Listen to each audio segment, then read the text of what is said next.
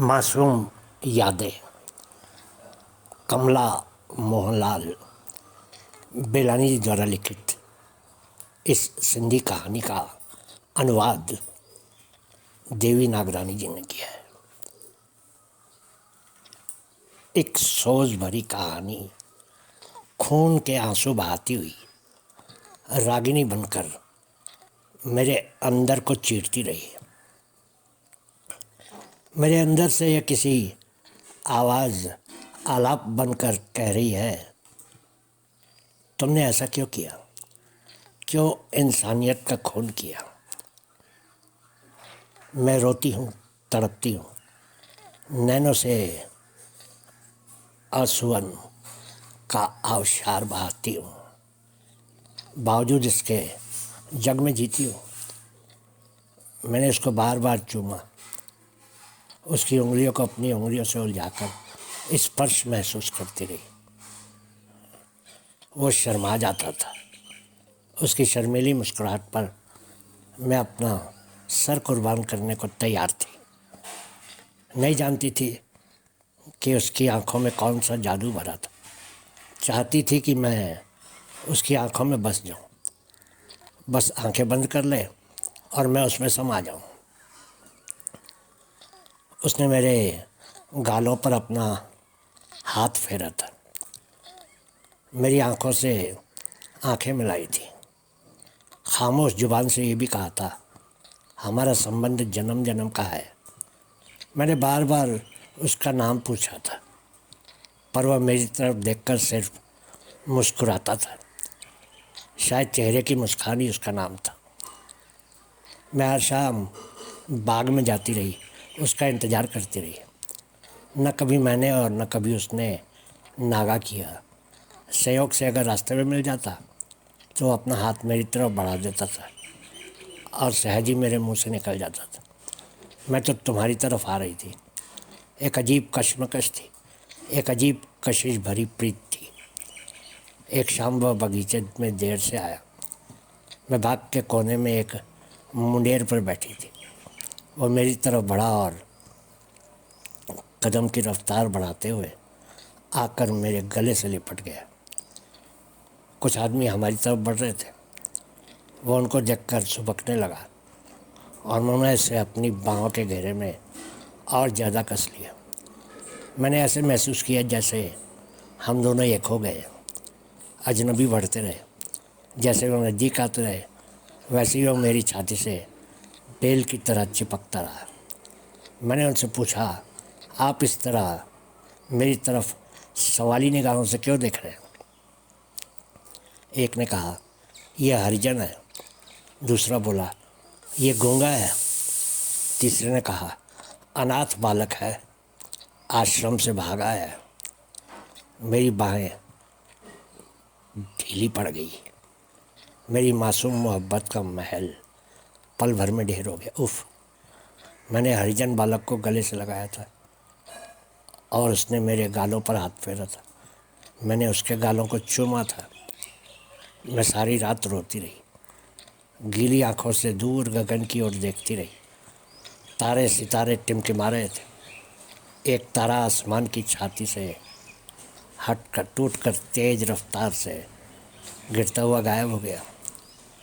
मेरे सीने से सर्द आह निकली। दिल के दर की रफ्तार बढ़ती रही।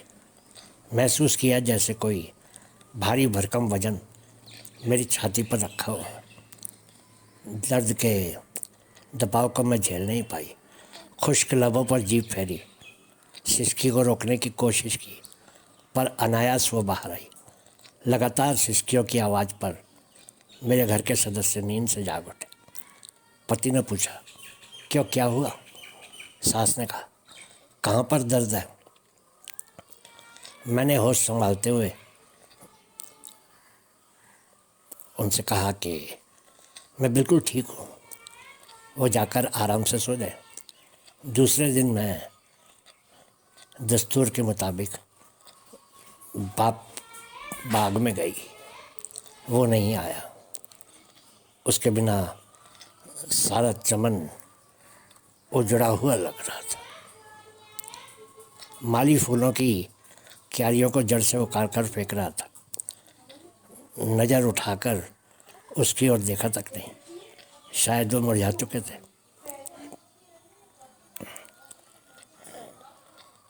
बदबेल हो गए थे, उन फूलों की जैसे बाग को ज़रूरत ही ना थी। सामने तालाब के पानी में कमल का फूल गर्दन ऊंची किए खड़ा था।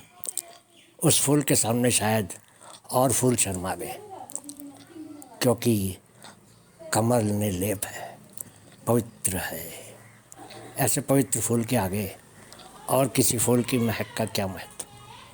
संसार का चलन ही ऐसा है। मैं ब्राह्मण हूँ और वो हरिजन का अनाथ बालक और गूंगा।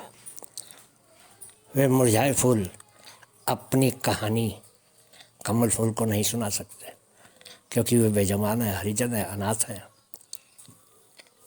मैंने हरिजन आश्रम में कदम रखा, गांधी का अमर पुतला देखा, उनके हाथ में लकड़ी देखी, उनके कदम देखे, उनकी आंखों से आंखें मिला न सकी।